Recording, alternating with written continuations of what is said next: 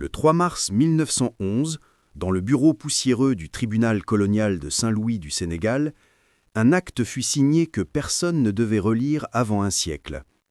Une femme, enceinte, fut transférée pour la somme d'une seule pièce de cuivre, pas un franc, pas même 20 sous, la valeur d'un pain sec.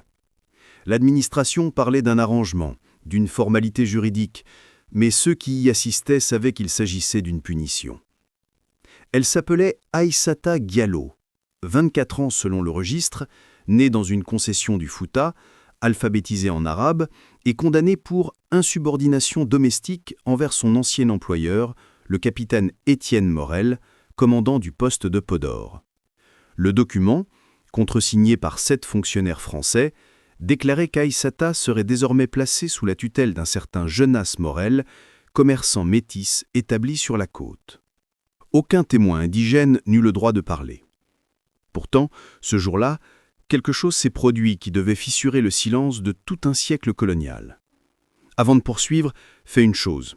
Abonne-toi, active la cloche, car cette histoire, qu'on a tenté d'enterrer sous des tonnes d'archives officielles, mérite d'être entendue. Et dis-moi, d'où tu écoutes ? De Dakar ? De Paris ? De Montréal ? Écrivons ensemble la géographie des mémoires interdites. En 1911, Saint-Louis n'était plus qu'un fantôme d'empire, un mélange de décadence et d'humilité. Le fleuve Sénégal charriait des reflets cuivrés, l'air sentait la vase et la sueur, et les cris des portefaix se mêlaient au son des cloches coloniales. Dans cette ville où la loi portait un uniforme blanc, les vies humaines valaient moins que le prix d'un navire.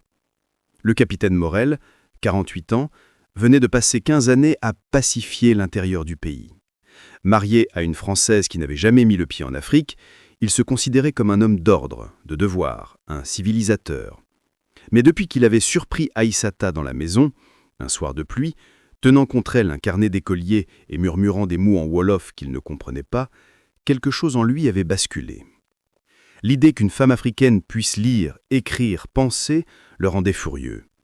Et lorsque, quelques mois plus tard, il comprit qu'elle était enceinte et que l'enfant n'était pas de lui mais d'un autre Européen, peut-être un administrateur, peut-être un missionnaire, sa rage devint méthodique. Il ne la frappa pas, il fit pire, il la livra à la loi. Le juge colonial, Henri Delcourt, 60 ans, moustache tremblante et conscience propre, transforma la vengeance en procédure. Refus d'obéissance, trouble à l'ordre domestique, risque moral pour la société. Ces mots furent écrits à l'encre bleue sur un papier en tête de la République. Et c'est ainsi qu'un matin brûlant, devant 7 témoins français et 2 tirailleurs silencieux, Aïssata fut mise aux enchères administratives. Les meubles, les tissus, les dettes, tout passait sous le marteau du greffier Gauthier. Mais à la fin, quand il prononça son nom, la salle se figea. Sujet indigène de sexe féminin, 24 ans, alphabétisé, enceinte de 6 mois, cédé pour 1 franc symbolique. Mise à prix, une pièce de cuivre. Un rire nerveux parcourut l'assistance. Morel souriait. Le juge Delcourt leva les yeux, surpris, mais ne dit rien. Les lois de la métropole ne prévoyaient pas de prix minimal pour une session disciplinaire. La procédure était légale. Le premier silence dura 10 secondes. Puis une voix s'éleva du fond de la salle. « Une pièce de cuivre », dit-elle. C'était un homme grand, mince, vêtu d'une chemise claire maculée de poussière. Ses traits trahissaient un mélange d'Europe et d'Afrique. Peau claire, yeux denses, accent indécis. « Non ?» demanda le greffier. « Jonas Morel. » Le nom provoqua un murmure. On le connaissait vaguement. Un ancien employé des comptoirs revenu du Congo avec des cicatrices et des secrets. Morel fronça les yeux. Il n'avait pas prévu de voir Morel ici. Le plan pourtant était clair. Personne ne devait enchérir. Personne sauf un sous-traitant choisi, un homme docile, prêt à réduire Aïssata au silence. Mais Morel avait changé la règle. Il posa la pièce sur la table, une vieille monnaie usée portant le profil de Marianne. « C'est mon offre », dit-il. Aucun autre ne parla. Le juge Delcourt soupira, griffonna une signature, et c'est ainsi qu'en 1 minute, pour la valeur d'un pain, Aïssata devint la propriété légale d'un inconnu. La transaction terminée, les témoins se dispersèrent comme des ombres. Morel s'approcha de Morel. « Tu sais ce que tu fais ? » ?»« J'obéis à la loi, comme vous. » Son ton était calme, presque insolent. Aïssata, les poignets liés, observait sans comprendre. Elle ne connaissait pas cet homme, mais pourtant, quand leurs regards se croisèrent, elle sentit une secousse. La reconnaissance d'un visage aperçu jadis, peut-être sur le quai de Saint-Louis, peut-être dans un rêve. Morel la fit monter dans une charrette. Ils quittèrent la ville par la route de Louga, travers des dunes couleur de rouge. Le vent apportait l'odeur du sel et du fer. Pendant des heures, ils ne parlèrent pas. Puis, alors que le soleil descendait, Morel rompit le silence. « Tu ne te souviens pas de moi, Aïssata. Mais moi, je me souviens. Dakar, 1903. Tu avais 16 ans. Je travaillais pour le service des travaux publics. J'ai vu le gouverneur te vendre à éponger une dette de ton père. » Aïssata tressaillit. Les souvenirs revinrent comme des coups. La chaleur, la foule, le cri de ma mère quand on l'emmena. « Tu étais là ?» murmura-t-elle. « Oui. Et je n'ai rien fait. » Son ton était grave. « Cette fois, je veux faire quelque chose. » Il lui tendit une enveloppe scellée. « C'est ton acte de libération. Il manque seulement ma signature. » Aïssata hésita. « Pourquoi ?»« Parce qu'il y a un prix à payer pour chaque signature, et ce prix, je ne sais pas encore si je peux le payer. » La route s'enfonçait dans la brousse. Les premières étoiles apparaissaient. Morel reprit. « L'homme que tu crains, Morel, a perdu plus qu'une servante. Il a perdu son autorité, et il veut que le monde sache qu'il la reprend. Il ne t'a pas livré à Lazare, Aïssata. Il a organisé une chasse. » Elle voulut parler, mais Morel leva la main. « Écoute-moi bien, ce voyage que nous faisons n'est pas un sauvetage, c'est un piège. Il veut que tu t'enfuis, il veut que je t'emmène vers le nord, vers le désert, et là, ces hommes nous attendront. Ils diront que tu as fui, que je t'ai volé, et il te reprendra légalement. Il fera de ta mort une victoire administrative. » Aïssata sentit le froid de la peur malgré la chaleur. « Alors pourquoi m'avoir acheté ? Parce que je peux changer les règles. Parce que je sais où les papiers se perdent et où les noms se dissolvent. » Il tourna la tête vers elle, un léger sourire aux lèvres. « Si tu m'écoutes, tu ne seras plus Aïssata Diallo, tu seras une autre, et Morel ne te retrouvera jamais. » Mais dans ses yeux brillait autre chose, une inquiétude, un secret. Car dans cette Afrique sous tutelle, même les sauveurs avaient des chaînes invisibles. Ce que Morel ne disait pas encore, c'est qu'il n'agissait pas seul. Quelqu'un, quelque part à Paris, tirait les ficelles. Et l'histoire qu'on te raconte ce soir ne fait que commencer. Si elle t'a déjà glacé le sang, partage-la, parce que la vérité suivante sera pire qu'encore. La route de Louga s'étirait comme une cicatrice rouge sous le soleil de plomb. La charrette cahotait, le bois grinçait, les sabots du mulet battaient un rythme régulier qui ressemblait au cœur d'un homme fatigué. Aïssata ne parlait pas. Elle tenait entre ses doigts l'enveloppe que Morel lui avait donnée, ce papier censé contenir sa liberté, un mot qu'elle n'avait jamais vraiment compris. La liberté, ici, était un bruit lointain, un murmure porté par le vent venu de la mer, un concept de blanc qui changeait de forme selon celui qui le prononçait. Jonas Morel, lui, paraissait absorbé par ses pensées. Son visage, demi-caché sous un chapeau de paille effiloché, avait cette expression de ceux qui savent trop et qui regrettent encore davantage.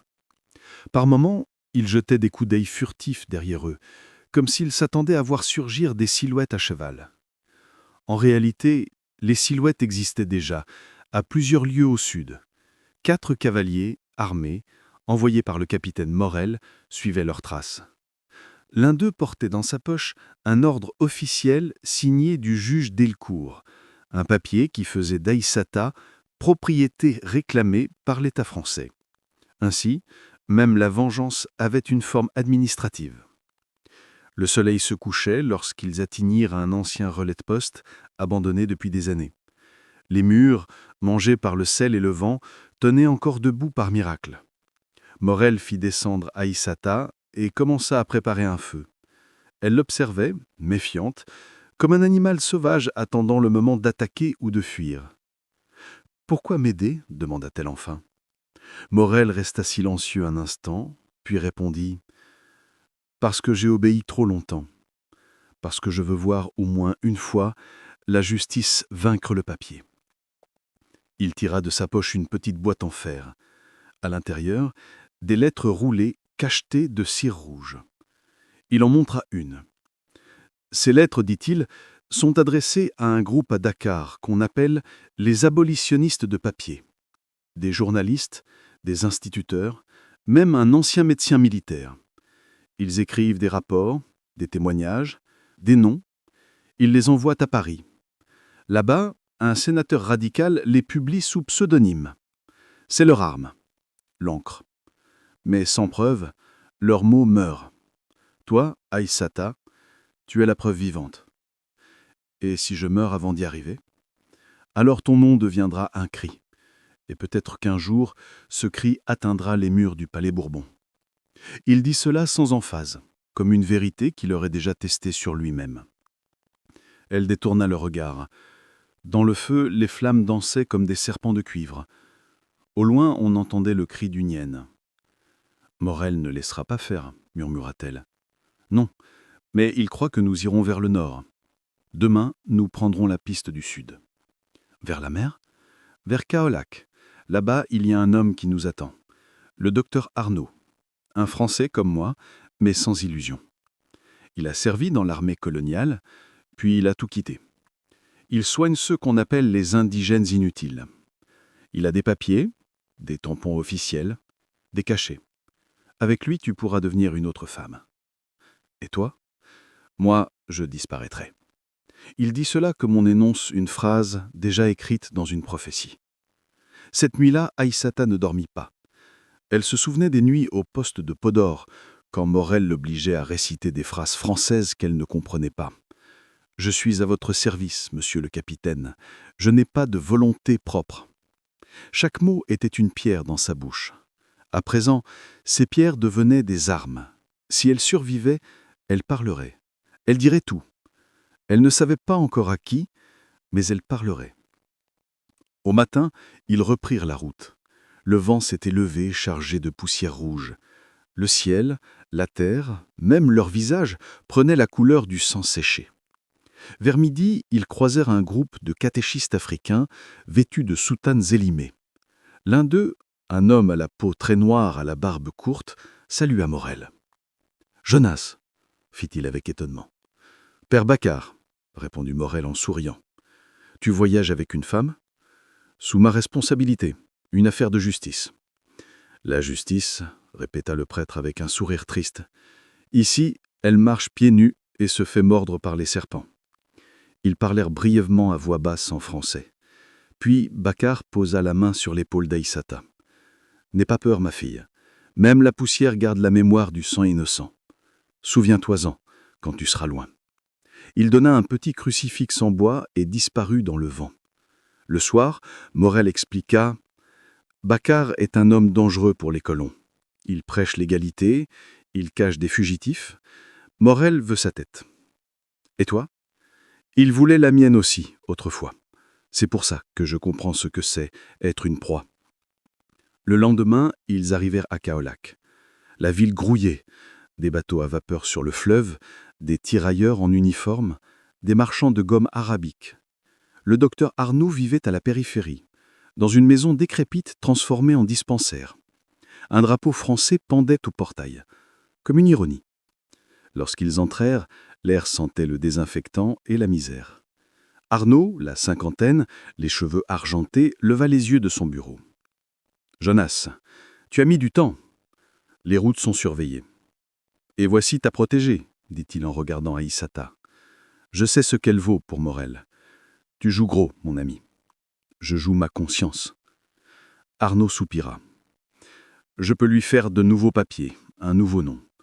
Mais après cela, vous devrez disparaître immédiatement. Morel a des yeux partout. » Aïssata resta silencieuse pendant qu'il sortait des formulaires.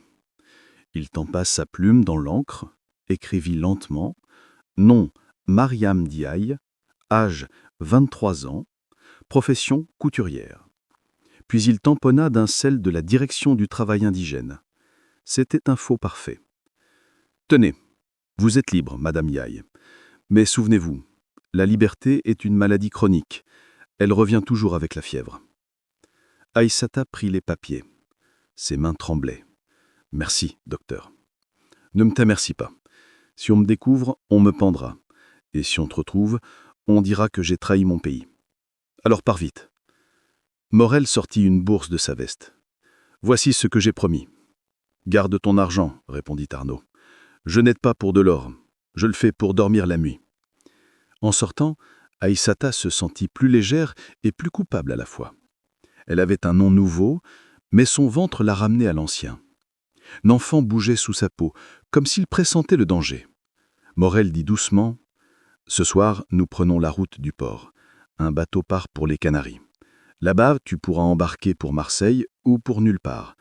Tu choisiras. » « Et toi ? » ?»« Moi, je remettrai un dossier à un homme du réseau. Après cela, je n'existerai plus. » À cet instant, un bruit sec retentit. Un tir. La poussière éclata près de la roue de la charrette. Aïssata cria. Morel tira son revolver. 3 silhouettes apparurent au bout de la rue. Des soldats. « Trop tard, » dit Morel. « Cours !» Ils se réfugièrent dans une ruelle étroite. Les tirs résonnaient, les chiens aboyaient. Aïssata courait pieds nus, le cœur battant à son rompre. Morel la suivait, haletant. Ils atteignirent une cour intérieure, une porte entr'ouverte. Ils s'y engouffrèrent.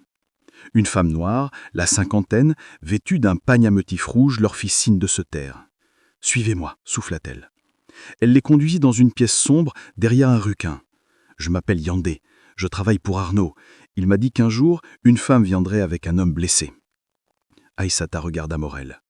Du sang coulait le long de son bras. « Ce n'est rien, » murmura-t-il.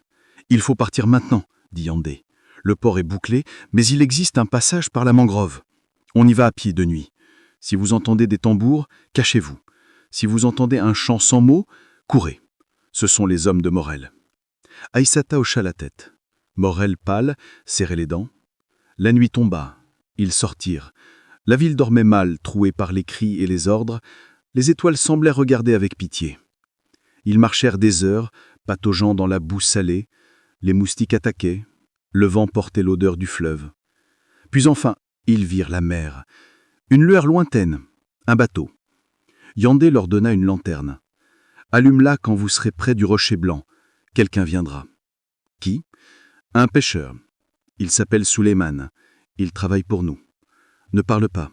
Monte et ne regarde pas en arrière. Compris ? » Aïssata hocha la tête. Morel, pâle, serrait les dents. La nuit tomba. Ils sortirent. La ville dormait mal, trouée par les cris et les ordres. Les étoiles semblaient regarder avec pitié. Ils marchèrent des heures, pataugeant dans la boue salée. Les moustiques attaquaient. Le vent portait l'odeur du fleuve. Puis enfin, ils virent la mer. Une lueur lointaine, un bateau. Yandé leur donna une lanterne. « Allume-la quand vous serez près du rocher blanc. Quelqu'un viendra. » « Qui ? » ?»« Un pêcheur. Il s'appelle Souleymane. Il travaille pour nous. Ne parle pas. Monte et ne regarde pas en arrière. Compris ? » Aïssata hocha la tête. Morel, pâle, serrait les dents. La nuit tomba. Ils sortirent. La ville dormait mal, trouée par les cris et les ordres. Les étoiles semblaient regarder avec pitié. Ils marchèrent des heures, pataugeant dans la boue salée. Les moustiques attaquaient. Le vent portait l'odeur du fleuve. Puis enfin, ils virent la mer. Une lueur lointaine, un bateau. Yandé leur donna une lanterne. « Allume-la quand vous serez près du rocher blanc. Quelqu'un viendra. » C'est une lointaine claque, troublée par des tambours. Mars 1912. Le port de Marseille exhalait cette odeur de fer mouillé et de rêves pourris que seuls les ports connaissent, celle des cargaisons humaines et des illusions empaquetées dans des caisses de bois. Dans les entrepôts, les dockers parlaient wolof, kabyle, créole, mélange d'accents que la République préférait ne pas entendre. Ce matin-là, un marin nommé Souleymane Ndiaye déchargeait des sacs de gomme arabique sur le quai de la Joliette. Dans sa poche, un papier plié 12 fois, la lettre de Jonas Morel, mort 1 an plus tôt sur une plage du Sénégal. Il l'avait juré, la remettre à un homme, un seul, le docteur Arnaud. Mais Arnaud, disait-on, avait disparu. Alors Souleymane avait décidé d'aller plus loin, jusqu'à Paris, là où les mots ont le pouvoir de réveiller les morts. Aïssata, devenue Mariam Ndiaye, l'accompagnait sous un nom emprunté, Madame Aline Moret, veuve de commerçant. Elle portait un foulard bleu sur les cheveux, une robe simple, et dans ses bras, une petite fille de 2 mois. L'enfant s'appelait Jonas. La France ignorait encore qu'elle abritait la fille d'une femme vendue pour une pièce de cuivre. Le voyage en train dura 2 jours. Les compartiments de 3e classe empestaient la sueur et la peur. Mariam regardait le paysage défiler. Collines, usines, fumée. Tout semblait construit pour dompter la terre. Suleiman dormait, la main sur la poche contenant la lettre. À chaque gare, des gendarmes montaient, contrôlaient, descendaient. Une fois, l'un d'eux demanda « Vos papiers ?» Mariam tendit ceux du docteur Arnaud. Le tampon passa, la peur resta. Quand ils arrivèrent à Paris, il pleuvait. La ville entière ressemblait à une aquarelle trempée. Suleiman trouva refuge dans une pension de la rue de Charenton, fréquentée par des dockers africains. Mariam s'installa dans une chambre étroite, au 5e étage, avec une fenêtre donnant sur les toits. C'est là qu'un soir d'avril, elle découvrit dans un journal clandestin une petite annonce. Témoin recherché sur la mort d'un commerçant franco-africain nommé Jonas Morel, disparu au Sénégal en 1911. Adressé lettre confidentielle à l'Aube Nouvelle, rue du Faubourg Saint-Denis. Elle sentit le sang battre à ses tempes. Quelqu'un, quelque part, cherchait la vérité. 2 jours plus tard, elle prit le métro, cette caverne électrique qu'elle redoutait, et elle a frappé à la porte de l'Aube Nouvelle. Un jeune journaliste, lunettes rondes, veste trop large, lui ouvrit. Il s'appelait Lucien Roche. « Vous venez pour Morel ?» demanda-t-il. « Oui, je l'ai connu. » Il la fit entrer dans une pièce couverte de papier. L'air sentait le tabac froid et l'encre. « Morel travaillait pour un réseau ?» demanda-t-il. « Oui, il voulait sauver une femme. »« Et il a échoué ?»« Non, il est mort, mais la femme vit encore. » Lucien la regarda longtemps, comme si les mots avaient mis du temps à atteindre son esprit. « C'est vous ?» dit-il doucement. Elle hocha la tête. Alors, elle sortit la lettre, le sceau rouge intact. Lucien hésita, puis l'ouvrit. Le papier, jauni, portait une écriture nette. « À celui qui lira ceci. Si je meurs, sachez que le capitaine Étienne Morel, du poste de Podor, a ordonné la vente d'une femme enceinte pour une pièce de cuivre. L'acte est authentique, enregistré sous le numéro 94C, registre colonial de Saint-Louis. J'ai tenté de la sauver. On m'a devancé. Les preuves sont chez le juge Delcourt. Faites en sorte que la vérité ne meure pas. »« Mon Dieu !» murmura Lucien. « Vous comprenez maintenant ?» dit Mariam. Il hocha la tête. « Oui, et je comprends aussi pourquoi ce dossier n'a jamais vu le jour. Delcourt siège désormais au ministère des colonies. Morel a été décoré. Ils sont intouchables. Alors pourquoi chercher encore ? Parce que la honte finit toujours par remonter à la surface. » Lucien copia la lettre, la cacha dans une boîte de fer. « Je publierai cela, mais il me faut d'autres preuves. Un document officiel, un témoin français. »« Arnaud ? On dit qu'il vit caché à Aix-en-Provence. Je partirai demain. Vous restez ici. Si on vous interroge, vous êtes la cousine de Jonas Morel. Compris ? » Mariam acquiesça. Cette nuit-là, elle dormit peu. Dans le rêve, elle revit la plage du Sénégal. Le sang dans l'eau, la voix de Jonas qui disait « La vérité ou la mort ». Au matin, elle prit son enfant et marcha jusqu'à la Seine. Les péniches passaient, indifférentes. Elle se sentit minuscule, comme une tache dans le grand tableau de l'Empire. 3 jours plus tard, Lucien revint. Il avait le visage pâle. « Arnaud est mort. »« Mort ?»« Poison. Officiellement une crise cardiaque. Mais on a trouvé dans sa maison une pièce de cuivre sur son bureau. Le même type que celle de la vente. » Mariam sentit un vertige. « Morel ? Ou quelqu'un qui travaille pour lui. J'ai fouillé la maison. J'ai trouvé ceci. » Il sortit un carnet noir couvert de taches d'encre. C'est son journal. Écoutez. Mars 1911. Morel m'a parlé d'une femme, Aïssata Diallo. Morel veut la vendre pour l'humilier. J'ai accepté d'aider. Si je meurs, cherchez le registre 94C. Il contient la preuve. Delcourt l'a fait cacher dans les caves du ministère. « Les caves du ministère », répéta Lucien. « On ne peut pas y entrer. »« Pas légalement. »« Et autrement ?»« Il y a toujours un autrement, » murmura-t-il avec un sourire fatigué. Cette nuit-là, ils mirent leur plan en place. Mariam devait servir d'appât. Dans un café de Montmartre, fréquenté par les anciens coloniaux, elle se ferait passer pour une domestique à la recherche d'un emploi auprès de Monsieur Morel, récemment revenu d'Afrique. L'idée était simple. Provoquer la rumeur, faire sortir le loup du bois. Pendant ce temps, Lucien infiltrerait les archives. Tout presse passer trop vite. Le lendemain, un homme entra dans le café. Grand, sec, barbe blanche, uniforme sous un manteau civil. Morel. Il s'assit en face d'elle, posa sa canne, la regarda longuement. « Vous cherchez du travail, m'a-t-on dit. »« Oui, monsieur. »« Votre nom ?»« Aline Moret. » Il eut un petit rien. « Joli nom. Presque le mien. Vous venez d'où ?»« De Saint-Louis, au Sénégal. » Il tressaillit. « Saint-Louis, dites-vous.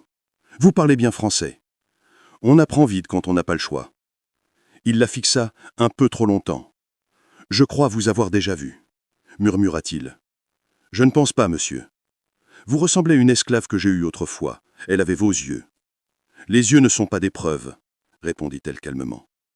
Morel sourit, mais ses doigts tremblaient. « Vous êtes courageuse. Rejoignez-moi demain, hôtel Lutetia, chambre 17. J'ai besoin d'une servante. Venez seule. » Elle acquiesça. Lorsqu'il sortit, elle sentit ses jambes fléchir. Lucien entra aussitôt. « Tu es folle. Tu l'as reconnu ?»« Oui. Et lui aussi. » Alors on n'a plus le choix. Cette nuit, on entre dans le ministère. À minuit, ils longèrent la rue Oudinot, cœur du pouvoir colonial. Lucien Vestolé impasse auprès d'un typographe sympathisant. Ils descendirent par une trappe, traversèrent un couloir humide. Au fond, une porte métallique. Sur la plaque, archives indigènes, accès réservé. Lucien força la serrure. L'odeur de papier moisi et d'encre les enveloppa. Des milliers de dossiers, des noms, des vies, des morts. Ils cherchèrent le registre 94C. Rien. Puis dans un coin, un coffre, fermé. Lucien sortit un crochet, jura, força. Le métal céda. À l'intérieur, des liasses scellées. Sur une d'elles, l'inscription « Session disciplinaire, Aïssata Diallo ». Mariam sentit le sang battre à ses tempes. C'était réel. Le papier existait. Lucien ouvrit. Il la lut à haute voix. Transfert de sujet indigène. Femme enceinte. Pris une pièce de cuivre. Témoins, Étienne Morel, Henri Delcourt, Jules Gatio. « Mon Dieu !» souffla Lucien. Voilà la preuve. Ils allaient sortir quand un bruit retentit. Des pas, une fois. Ne bougez pas. C'était Morel, revolver en main. Je savais que vous viendriez ici. Les rats reviennent toujours à l'endroit où ils ont volé le fromage. Lucien fit un pas. Capitaine, tout cela sera publié. Le monde saura. Le monde ne veut pas savoir, répondit Morel. Le monde préfère dormir sous les draps de la civilisation. Il tira. Le bruit retentit dans la cave. Lucien tomba, la main sur le registre. Mariam cria. Morel pointa l'arme en son verre. Toi, tu aurais dû mourir là-bas. Elle recula. Derrière elle, la lampe à pétrole vacilla.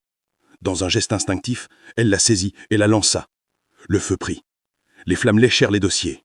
Morel tira encore, manqua. Elle se jeta derrière un mubicle, attrapa le registre, courut vers la sortie. La chaleur la poursuivit. Derrière, elle entendit le cri de Morel, puis le fracas du métal qui s'effondre. Elle déboucha dans la rue. L'air glacier la frappa. Les sirènes tétentirent. Dans sa main, le registre brûlait presque. Elle courut sans s'arrêter jusqu'à la gare d'Austerlitz, monta dans le premier train pour le sud. Personne ne la suivit. Au matin, le ministère des colonies brûlait. Les journaux parlèrent d'un accident électrique. Le nom de Morel fut brièvement mentionné. Ancien officier, mort héroïquement en tentant de sauver des archives précieuses. Personne ne parla de Lucien Roche, le jeune journaliste retrouvé carbonisé. Personne ne parla de la femme qu'on avait vue courir dans la nuit avec un livre sous le bras. Mais quelque part à la frontière de la Provence, dans un wagon de marchandises, Mariam Ndiaye ouvrit le registre. À l'intérieur, collée entre deux pages, une autre feuille, écrite de la main de Jonas Morel. « Si tu lis ceci, c'est que la vérité brûle déjà. Va jusqu'au bout. Il existe un nom à Paris, un sénateur qui attend ses papiers. Son nom est Léon Vaillant. Il saura quoi faire. La liberté n'a pas de drapeau, seulement des témoins. » Mariam leva les yeux vers la fenêtre. Le jour naissait. L'enfant dormait contre elle. Le monde entier semblait figé entre deux respirations, celle d'un empire qui se croyait éternel et celle d'une femme décidée à le démentir. Elle sourit tristement. Le feu désormais ne s'éteindrait plus.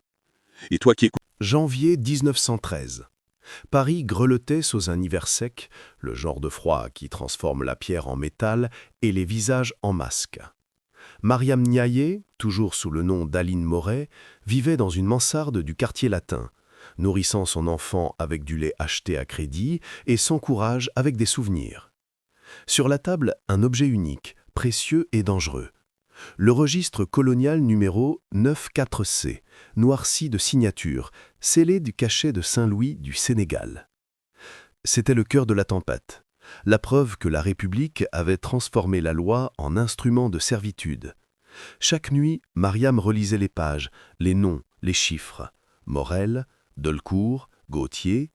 Elle connaissait désormais la calligraphie de leurs crimes. Pourtant, elle ne savait toujours pas comment livrer ce fardeau au monde. Jonas Morel avait écrit un nom, Léon Vaillant, sénateur, radical, orateur de la cause coloniale. Mariam ne savait pas s'il était ange ou serpent, mais elle n'avait plus rien à perdre.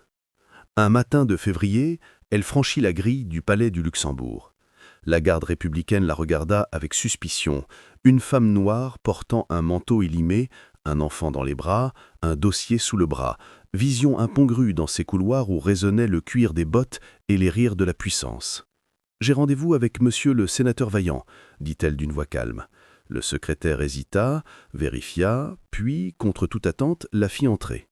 Vaillant l'attendait dans un bureau aux murs tapissés de cartes de l'Empire, l'Afrique comme un échiquier. C'était un homme grand, moustache fine, regard bleu d'acier. Vous venez de loin, Madame Moret. Plus loin que vous ne pouvez l'imaginer, monsieur le sénateur. Et que m'apportez-vous » Elle posa le registre sur la table. Le cuir fit un bruit sourd. La preuve que la France vend encore des êtres humains. Vaillant leva un sourcil. C'est une accusation grave. Non, c'est une constatation. Il ouvrit le dossier, lut les premières lignes, puis s'interrompit. Ses doigts tremblaient légèrement. Où avez-vous trouvé ça ? Dans les caves de votre ministère. Vous savez que ce document, s'il est authentique, peut faire tomber un gouvernement. Alors faites-le tomber. Le silence tomba, dense comme la neige derrière les vitres. Vaillant referma lentement le registre. Vous comprenez, Madame Moret, la République n'aime pas les vérités qui salissent sa conscience. Et moi, je n'aime pas les consciences qui se lavent dans le sang des autres. Le sénateur eut un sourire fatigué. Vous avez la langue d'un avocat. Non, celle d'une femme qui a vu le feu. Il soupira. Donnez-moi 3 jours. Laissez-moi vérifier. Protégez votre identité. Si je me montre au Sénat avec ces papiers sans préparation, je serai broyé avant d'avoir parlé. 3 jours. Pas un de plus. Vous avez ma parole. Mariam sortit sans se retourner. Dans la rue, la neige fondait sous les roues des fiacres. Elle sentait que le compte à rebours avait commencé. 3 jours plus tard, rien. Le 4e, une lettre arriva, glissée sous sa porte. « Ne sortez pas. La police cherche une femme noire liée à un incendie au ministère des colonies. Venez ce soir à 22h, rue des Fouillantines, numéro 12, Vaillant. » Le papier sentait le cigare et la peur. À 22h, elle y alla. L'immeuble était sombre. Au 2e étage, une porte entr'ouverte. Elle entra. Vaillant était là, sans cravate, l'air épuisé. « Je vous attendais, dit-il. Vous avez parlé au Sénat ? J'ai essayé. Mais avant même que j'ouvre la bouche, le président m'a fait comprendre que cette affaire relevait du secret d'État. On m'a menacé d'exclusion. Alors c'est fini ? Non. J'ai trouvé un autre moyen. Une commission de journalistes étrangers enquête sur les pratiques coloniales. J'ai glissé un double de votre dossier dans leurs mains. Demain, tout Paris lira votre histoire. Vous me jurez que ce n'est pas un piège ? Je vous le jure sur ma carrière. Votre carrière vaut moins qu'une vie, murmura-t-elle. Il baissa les yeux. Je sais. À cet instant, un bruit monta de la rue, des bottes, des cris. Vaillant pâlit. Ils viennent. Qui ? La sûreté. Ils savent. Prenez l'enfant. Partez par l'arrière. Et vous ? Je gagnerai du temps. Allez. Elle hésita, puis s'enfuit. Dans le couloir, un souffle d'air glacé. En bas, des voix. Elle courut vers la cour intérieure, grimpa une échelle, traversa un toit neigé. Derrière elle, des coups de feu. Elle ne se retourna pas. En bas, Vaillant criait quelque chose. Peut-être son nom. Peut-être la France. Au matin, les journaux annonçaient « Le sénateur Léon Vaillant se donne la mort après des accusations infondées concernant l'administration coloniale. Les documents ont disparu. » Disparu, le mot préféré du pouvoir. Mariam lut la nouvelle dans une gare entre 2 trains. Elle ne pleura pas. Elle savait déjà que la vérité ne meurt pas, elle se transforme. Le registre, elle l'avait caché dans le linge de l'enfant, dans la doublure cousue à la main. Personne ne penserait à fouiller une layette. Elle prit le train pour Bordeaux, puis pour la frontière espagnole. Là, dans une auberge, elle rencontra un homme qu'elle ne connaissait pas mais que Morel avait mentionné dans une lettre codée. Gabriel Leroux, ancien capitaine, passé à la dissidence. Il la reçut dans une pièce froide, éclairée par une lampe à kérogène. « Vous êtes la femme du registre » dit-il sans détour. « Oui. Et l'enfant? Le mien. Il portera ton nom? Non. Le sien sera Ruth, répondit-elle doucement. Pourquoi Ruth? Parce qu'une autre femme a morte pour que je vive. Le roux hocha la tête. Alors Ruth vivra pour toutes. Il but une gorgée de vin, puis ajouta « Vous savez, Madame Moret, vous êtes désormais un symbole. Je ne veux pas être un symbole, je veux être oublié. Trop tard. Votre nom circule dans les cafés d'étudiants, dans les réunions syndicales, même dans les casernes. On dit « la femme vendue pour une pièce de cuivre ». Certains pensent que c'est une légende, d'autres savent que c'est la vérité. Et vous? Je sais que les légendes sont plus dangereuses que les armes. Il lui donna un sac de cuir. Dedans, un passeport espagnol, un billet pour Veracruz. Là-bas, au Mexique, personne ne vous cherchera. Vous y commencerez une autre vie. Elle hésita. Et la France? La France continuera à s'inventer des mensonges, mais un jour, elle devra lire votre nom dans ses propres archives. Et vous, le roux, pourquoi m'aider? Parce que j'étais de l'autre côté autrefois. Parce que j'ai signé des ordres comme cela, et que chaque nuit j'entends les cris. Il la raccompagna jusqu'à la gare d'Édanier. Avant de monter dans le train, il lui remit une copie du registre. Si je n'arrive pas, publiez-le. Et si vous arrivez, publiez-le quand même. Le train siffla, le roux leva la main, elle disparut. Ce fut la dernière fois qu'on l'a vue en France. Mais son histoire, elle, refusa de mourir. 3 semaines plus tard, un journal madrilène publia un article anonyme. La République des ombres. Comment la France a vendu une femme pour une pièce de cuivre. L'article fit scandale à l'étranger, silence à Paris. Le ministère parla de propagande étrangère, les députés rirent, les journaux officiels se turent. Pourtant, dans les cafés du quartier latin, on murmurait son nom comme une prière, Aïssata. Dans les ports, des marins racontaient qu'une femme noire et un bébé avaient traversé l'Atlantique sur un cargo espagnol. D'autres juraient l'avoir vue à Lisbonne, à Alger ou à Veracruz. Nul ne savait. Seule certitude, la flamme était allumée. Dans les bureaux du ministère, un jeune archiviste trouva un jour, en rangeant les documents sauvés de l'incendie, une feuille isolée. En haut, un en-tête « Service colonial de Saint-Louis du Sénégal ». En bas, une phrase gribouillée de hâte.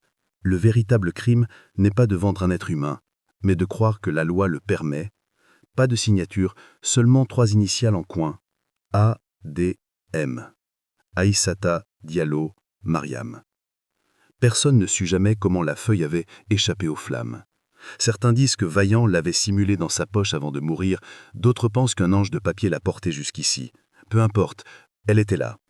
Une trace. Et si tu entends cette histoire aujourd'hui, c'est que cette trace a survécu à la poussière du temps. Alors ne détourne pas le regard, car la 5e partie t'emmènera de l'autre côté de l'océan, là où Mariam Niaye devint un nom que même les registres ne purent effacer. Veracruz, août 1914. La mer semblait bouillir sous le soleil. Des navires étrangers remplissaient le port, cargos espagnols, bâtiments américains, bateaux de réfugiés venus d'Europe. Le monde entrait en guerre.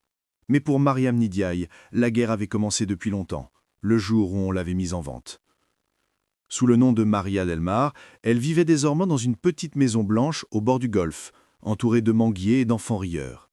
Le sien, Jonas, qu'elle appelait parfois Ruth dans un murmure que seule la mère comprenait, grandissait, peau dorée, regard profond. Les gens du quartier disaient qu'elle venait de Cuba, ou du Cap-Vert, ou de nulle part. Elle souriait et ne démentait jamais. La vérité était devenue son secret le plus précieux. La nuit, quand le vent apportait l'odeur du sel et des fleurs, elle ouvrait un vieux coffre. À l'intérieur, cousu dans la doublure d'une couverture, le registre 94C. Elle ne le lisait plus, mais le gardait comme on garde une cicatrice. Preuve de la douleur, preuve de la survie. Parfois, elle écrivait des lettres qu'elle ne postait pas, adressées à des noms disparus, Jonas Morel, Léon Vaillant, le docteur Arnaud, comme si ces fantômes pouvaient encore écouter. « J'ai traversé la mer », écrivait-elle. « Vous disiez que la liberté n'a pas de drapeau. Vous aviez raison. Ici, on ne me regarde plus comme une possession, mais comme une étrangère. C'est un progrès. » Les habitants de Veracruz l'avaient adoptée lentement. Elle cousait, soignait, traduisait pour les marins africains qui passaient. Sa maison devint un refuge pour les exilés de toutes les colonies. Des tirailleurs sénégalais déserteurs, des Indochinois perdus, des Antillais fuyant la conscription. On l'appelait la femme sans pays. Elle répondait en souriant « Peut-être que mon pays est encore à naître. » Un soir de septembre, un étranger frappa à sa porte. Il portait un manteau léger malgré la chaleur, un accent français dans chaque syllabe. « Pardon, madame, dit-il, on m'a dit que vous pouviez m'aider à retrouver quelqu'un. »« Qui ?»« Une femme noire, arrivée ici en 1912, avec un bébé. »« Il y en a beaucoup ?»« Pas comme elle. »« Celle que je cherche portait un nom qui a traversé la mer, Aïssata Diallo. » Mariam sentit son cœur se contracter. « Je ne connais pas ce nom, répondit-elle. L'homme hocha la tête, l'observant. « On m'avait prévenu que vous diriez cela. » Il posa un sac sur la table. À l'intérieur, un dossier, du papier jauni et un cachet officiel, ministère de la guerre, République française. « Qui êtes-vous » demanda-t-elle. « Un homme qui n'a plus d'uniforme, Gabriel Leroux. Nous nous sommes écrits. » Elle le reconnut aussitôt. Il avait vieilli, les yeux creusés, mais le même mélange de fatigue et de lumière. « Vous avez survécu, » murmura-t-elle. « Vous aussi. » Pourquoi venir ? Parce que la France brûle, et parce qu'elle commence à se souvenir de vous. Moi ? Votre histoire circule encore. Dans les journaux clandestins, dans les discours des socialistes, dans les lettres des soldats noirs envoyés au front. Vous êtes devenu une ombre qu'ils ne peuvent pas effacer. Je voulais disparaître. Trop tard. Vous êtes déjà une idée. Il sortit de sa poche une feuille, une reproduction d'un article. La femme vendue pour une pièce de cuivre, symbole d'un empire pourri. Publié à Genève, signé L. Roche. Mariam resta muette. « Lucien est mort, » dit-elle enfin. « Peut-être pas tout à fait. Ces mots vivent. Et ces mots, madame, vous réclament. Pourquoi maintenant ? Parce que l'Europe se tue, et que dans la boue des tranchées, vos enfants noirs meurent pour la République qui vous a trahis. Il faut leur rendre un nom à défendre. » Il sortit le registre. « Je veux le publier à Paris, officiellement, sous votre vrai nom. »« Non, » répondit-elle. « Ce nom m'a volé tout ce que j'étais. Et si vous le repreniez, pas pour vous, mais pour eux ?» Elle regarda par la fenêtre. Le vent faisait trembler les palmiers. Au loin, la mer. « Vous ne comprenez pas, » dit-elle doucement. « La vérité, une fois dite, ne m'appartient plus. Elle blesse, elle dévore, elle se transforme en arme. Et je ne veux plus d'armes. » Leroux s'approcha. « Vous n'avez pas le choix. Ils vous ont déjà retrouvé. » Elle blêmit. « Qui ? » « Les hommes de Dolcourt. Il n'est plus juge, il est conseiller d'État. Mais il veut effacer les dernières traces. Il a envoyé un agent en Mexique. On dit qu'il a les mains propres et l'âme sale. Un nom ? Henri Marchand. »« Je n'ai peur de personne, » répondit-elle, mentant à moitié. Cette nuit-là, elle ne dormit pas. Chaque bruit dehors la faisait sursauter. Au l'aube, elle décida de partir, encore une fois. Mais Leroux la dissuada. Fuir ne sert plus à rien. Ils veulent effacer une histoire, pas une femme. Alors restons et faisons ce qu'ils craignent le plus. Témoignons. Comment ? En écrivant. Le monde écoute enfin. Les télégraphes remplacent les censures. La guerre affaiblit les maîtres. C'est le moment. Pendant des semaines, ils travaillèrent ensemble.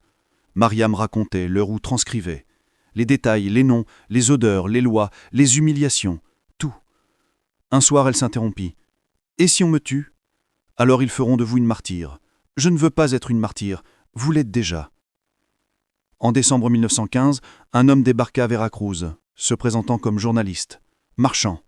Costume clair, sourire froid. Il demandait à voir Maria Delmar. Les voisins, méfiants, l'envoyèrent vers la plage. Il marcha jusqu'à la cabane blanche. Mariam l'attendait, droite, l'enfant à ses côtés. « Monsieur Marchand, » dit-elle calmement, « vous savez donc qui je suis. » Les fantômes ont de bonnes oreilles. « Je ne suis pas venu pour vous faire du mal. Non, juste pour m'effacer. » Il hocha la tête. « Je suis un fonctionnaire, madame. On m'a chargé de récupérer un document qui ne vous appartient pas. Tout ce que j'ai appartient à mes morts. » Il fit un pas. « Donnez-moi le registre. Je ne le dirai à personne. Vous pourrez continuer votre vie ici. Ma vie ? Vous appelez ça une vie ? Une survie vaut mieux qu'un mythe. » « Non, » dit-elle. « Le mythe, c'est ce qu'il reste quand la survie s'épuise. » Il prit le registre, le tint contre elle. Marchand soupira. « Je vous admire presque. Mais l'histoire appartient à ceux qui la réécrivent. Pas cette fois. » D'un geste brusque, elle lança le registre dans le brasier où brûlaient les papiers du jour. Le cuir s'enflamma instantanément, les pages se tordirent. Marchand cria, voulut se précipiter, mais Leroux apparut derrière lui, revolver en main. « Assez. » Marchand se figea. « Vous croyez que brûler le papier efface la vérité ? Non, répondit Mariam. Je la rends au feu, là où elle est née. Elle se tourna vers Leroux. Laissez-le. Qu'il retourne dire à ses maîtres que la femme qu'ils ont vendue leur a échappé jusqu'au bout. Leroux hésita, puis abaissa l'arme. Marchand recula, blême, puis s'enfuit. Dans le silence, Mariam regarda les flammes mourir. Le registre n'était plus qu'une poignée d'acendre. « C'est fini », murmura-t-elle. « Non », dit Leroux, « c'est commencé. »« Comment ça ?»« J'ai copié chaque page. »« Quand ?»« Chaque nuit où vous dormiez. Les copies sont déjà parties vers New York, Genève et Alger. Vous avez voulu détruire la preuve, moi je l'ai libérée. » Elle le fixa incrédule, puis éclata de larmes, un rire plein de larmes. « Vous êtes pire que Jonas. »« Non, je suis son écho. » Quelques semaines plus tard, Leroux repartit. La guerre européenne l'appelait. Avant de partir, il écrivit une dernière lettre. « Vous m'avez appris que la vérité ne se possède pas, elle se sème. J'espère qu'un jour, quelqu'un retrouvera la vôtre et la plantera en terre libre. » Mariam resta seule, élevant son enfant, vivant modestement. Mais peu à peu, des visiteurs commencèrent à venir. Des journalistes, des photographes, des militants, tous voulaient voir la femme de cuivre. Elle les recevait avec calme. Racontons son histoire comme une parabole. « Ce n'est pas moi qu'il faut admirer, » disait-elle. « C'est ce que vous ferez de mon histoire. » En 1916, un journaliste mexicain, Diego Fernandez, publia son portrait sous le titre de « La dernière esclave de France ». L'article fit le tour du monde. En Europe, il fut censuré, en Afrique, il circula sous le manteau. Et ainsi, sans le vouloir, Mariam devint le symbole d'une mémoire que l'Empire n'avait pas su effacer. Le soir, elle marchait sur la plage avec son fils. Elle lui montrait l'horizon. « Regarde, disait-elle, là-bas c'est le pays des hommes qui croient posséder le monde, et ici c'est le pays de ceux qui n'ont plus rien à perdre. Et nous, maman, nous, mon fils, nous sommes entre les deux, le sel et la mémoire. » Paris, 1933. La pluie tombait sur les toits comme un rappel du passé, lavant les rues sans jamais nettoyer les consciences. Dans un petit appartement de Belleville, une jeune femme d'une vingtaine d'années ajustait un béret sur ses cheveux sombres. Elle s'appelait Ruth Ndiaye, mais sur ses papiers figurait un autre nom. Ruth Moret, née à Veracruz, naturalisée française par décret. Elle ne se souvenait pas du Mexique, à peine de la mer, mais elle portait en elle la voix d'une mère qui lui avait tout transmis, sauf la peur. Mariam était morte 2 ans plus tôt, d'une fièvre silencieuse, après avoir murmuré ces derniers mots « Ne cherche pas ma liberté, cherche la tienne ». Depuis, Ruth vivait avec ce testament invisible. Elle travaillait comme sténodactylo dans un journal radical, Le Cri du Peuple, où l'on parlait d'Espagne, de chômage, de guerre à venir, mais jamais d'Afrique. Un jour, dans les archives poussiéreuses du journal, elle découvrit une boîte de fer. À l'intérieur, un dossier marqué au crayon. 94C, vente disciplinaire, pas d'or. Le cœur lui battit si fort qu'elle dut s'asseoir. Elle ouvrit. Les pages étaient des copies dactylographiées, signées G. Leroux. Tout y était, les noms, les dates, le crime, la lettre de Morel, le témoignage d'Aïssata. Sa mère. Elle resta longtemps immobile, puis referma doucement le dossier. Ce soir-là, elle écrivit à la main une phrase sur une feuille blanche. « La mémoire est une arme qu'on aiguise avec le silence. » Elle décida de parler. Mais parler en 1933, quand on était femme, noire et étrangère, relevait encore de l'insolence. Alors, elle choisit une autre arme, le cinéma. Un jeune réalisateur allemand exilé à Paris, Ernst Falk, préparait un film sur les colonies. Ruth se présenta à lui comme traductrice et conseillère. En réalité, elle voulait infiltrer le récit, le tordre de l'intérieur. Falk, fasciné par son intelligence, l'écouta. « Vous parlez avec la gravité de ceux qui ont vu la mort, dit-il un jour. »« Non, répondit-elle, je parle avec la mémoire de ceux qu'on a fait taire. » Ensemble, ils écrivirent un scénario inspiré de faits réels. Une femme africaine vendue pour une pièce de cuivre, un officier français rongé par la culpabilité, un feu dans les archives. Le film s'intitulait « Les ombres du fleuve ». Tourné en secret, il fut projeté une seule fois en 1935 dans une salle du quartier latin. À la fin, le public resta muet. Certains pleuraient, d'autres riaient nerveusement. Le lendemain, la censure tomba. Heure subversive, atteinte à la dignité de l'armée et à l'honneur de la France. Le film fut interdit. Les bobines saisies. Mais une copie échappa à la destruction. Ruth l'avait confié à un marin sénégalais nommé Diop, en partance pour Dakar. « Pourquoi moi ?» demanda-t-il. « Parce que les fleuves ne gardent pas les secrets, ils les transportent. »« Et que dois-je en faire ?»« Montre-le là-bas, montre-le à ceux qui savent déjà. » 2 ans plus tard, à Dakar, dans une arrière-salle de la Médina, des hommes et des femmes regardaient sur un drap tendu les images tremblées d'un monde interdit. La colonie, les chaînes, la révolte, la mer. Parmi eux se trouvait un jeune instituteur nommé Alioune Camara, qui, des décennies plus tard, deviendrait député à l'Assemblée nationale française. Ce soir-là, il jura que jamais l'histoire d'Aïssata Diallo ne serait oubliée. Pendant ce temps, Ruth continuait à vivre dans l'ombre, surveillée, menacée, mais déterminée. Elle rejoignit les cercles anticolonialistes, écrivit sous pseudonyme des articles pour La Voix des peuples, décrivant la double hypocrisie de la République. La liberté pour les uns, la loi pour les autres. Elle signait RDM, Ruth Diallo Moret. En 1938, alors que l'Europe se préparait à une nouvelle guerre, elle reçut une lettre sans adresse d'expéditeur. L'écriture était fine, ancienne. « Mademoiselle, je suis tombé sur un carnet ayant appartenu à un certain docteur Arnaud. Il parle d'une femme nommée Aïssata et d'un enfant qu'il voulait sauver. Si ces mots vous appartiennent, venez au cimetière Montparnasse demain à l'aube. G.L.E. » Ruth reconnut les initiales, Gabrielle Leroux. Elle se rendit au rendez-vous. Le vieil homme voûté l'attendait devant une tombe anonyme. « Vous ressemblez à votre mère, dit-il. Vous l'avez connue ? Je lui dois ma rédemption. Pourquoi m'avoir fait venir ? Pour vous donner ceci. » Il sortit une petite boîte de métal. Dedans, un fragment de cuir noirci, à moitié brûlé. Ce qui reste du registre. Je l'ai gardé. Pourquoi ? Parce qu'un jour, quelqu'un comme vous viendrait chercher la fin de l'histoire. Elle prit la boîte, la serra contre elle. Et vous, que ferez-vous maintenant ? Attendre que le monde comprenne, mais il met toujours un siècle de retard à écouter les justes. Il s'éloigna sans un mot de plus. Ruth resta seule devant la tombe. Sur la pierre, aucun nom. Elle prit un crayon et grava discrètement 3 lettres. A-D-M. Puis elle s'en alla, emportant le fragment comme un talisman. Lorsque la guerre éclata, elle quitta Paris pour Marseille, puis Alger. Elle travaillait pour les réseaux de résistance, traduisant des messages, falsifiant des papiers, aidant des soldats africains prisonniers.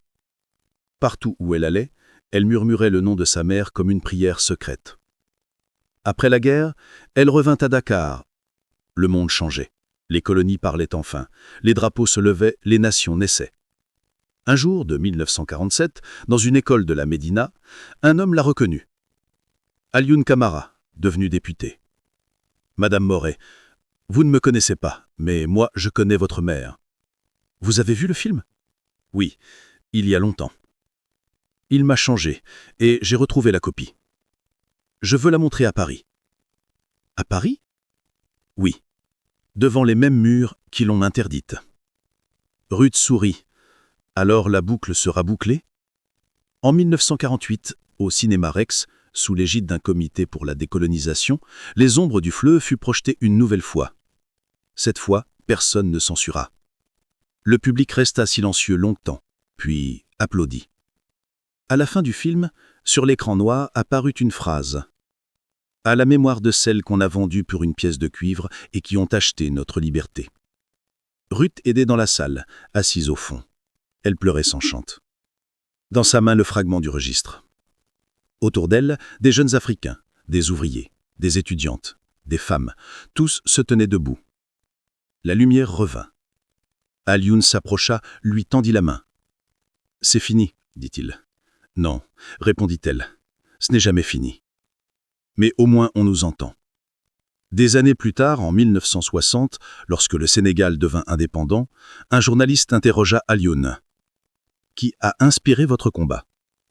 Il répondit « Une femme qu'on a voulu effacer et qui nous a tous écrits dans sa cendre. » Et ainsi, l'histoire d'Aïssata Diallo, de Mariam Ndiaye, de Ruth Moret, traversa les générations comme une rivière souterraine. On trouva dans les archives de Dakar un jour un cahier d'écolier, jauni par le temps.